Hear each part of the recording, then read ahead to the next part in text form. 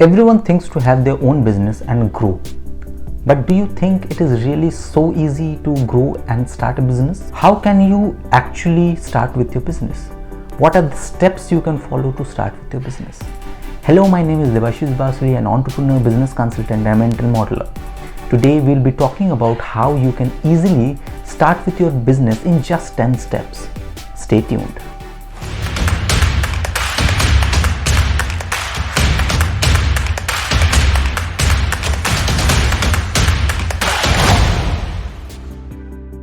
Starting a business is always a dream for many, but in today's world, starting a business is not just such a tough task. It is just a tough decision to be made. Once you are ready with your decision, you can eventually start with your business and you can grow. So there are 10 basic points I'll be discussing here which can help you grow your business and start with it in just few days. The number one point when you go about starting a business is pondering over your expertise and your skills.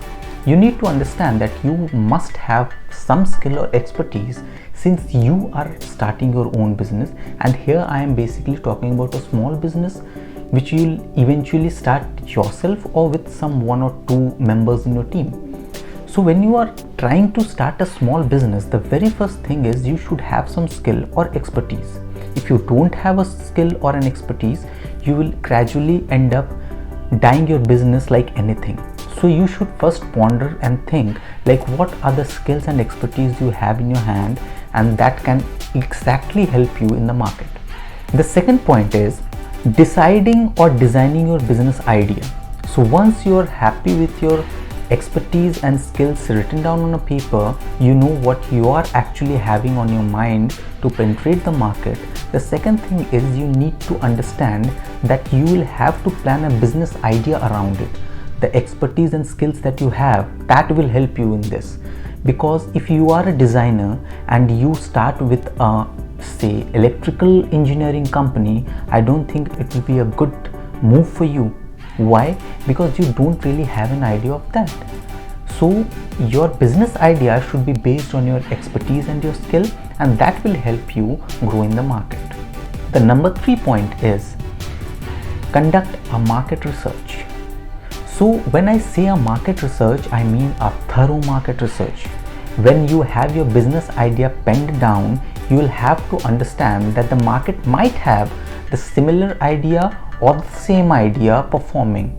So you'll have to understand each and every aspect of the market. How is it performing? Is it a fresh idea? Is it an old idea? How the potential customers will react to it? How will you act as a business to it? So having a market research is very, very mandatory. Once we have a market research ready, the number 4th point is a business plan. So what is a business plan? A business plan is basically a roadmap of the structure, the way your business will work, and the growth it will see in the future. So when I talk about business plan, it is not just about the business idea written down on a piece of paper and then understanding it. It should be a proper plan. It should be in proper structure. It should be a plan like if you can show it to anyone and the person understands that what the business is all about. The person can be your teammate, can be an investor, can be your client, anyone. So a business plan basically makes your business transparent to someone who actually doesn't know what you do. So a business plan should be there for your business. So once you are ready with the business plan, the 5th point is funding your business. So when I say funding your business, you need not just understand that you'll fund it from your pocket. There are many other options available in the market.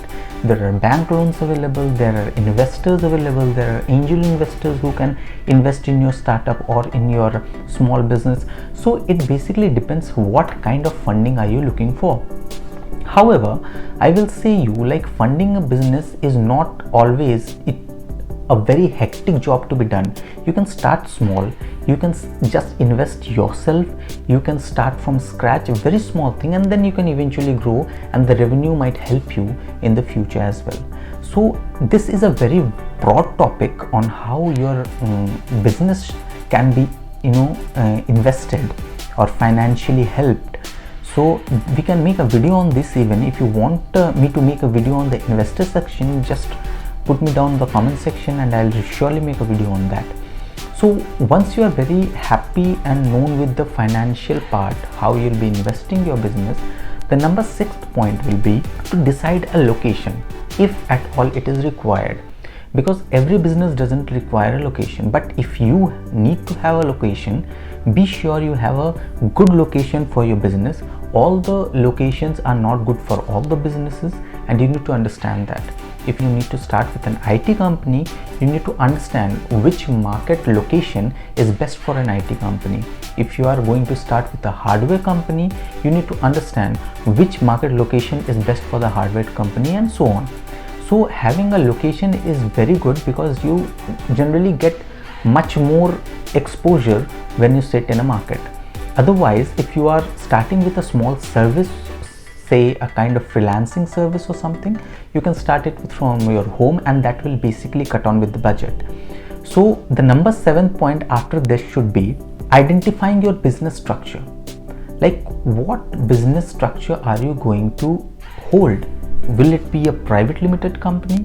Will it be a proprietorship company? Will it be a partnership company or something else? So the very first thing you need to understand is you need to first restructure these things, and then you should go for the business structure you are thinking of. The number 8 point is the business name.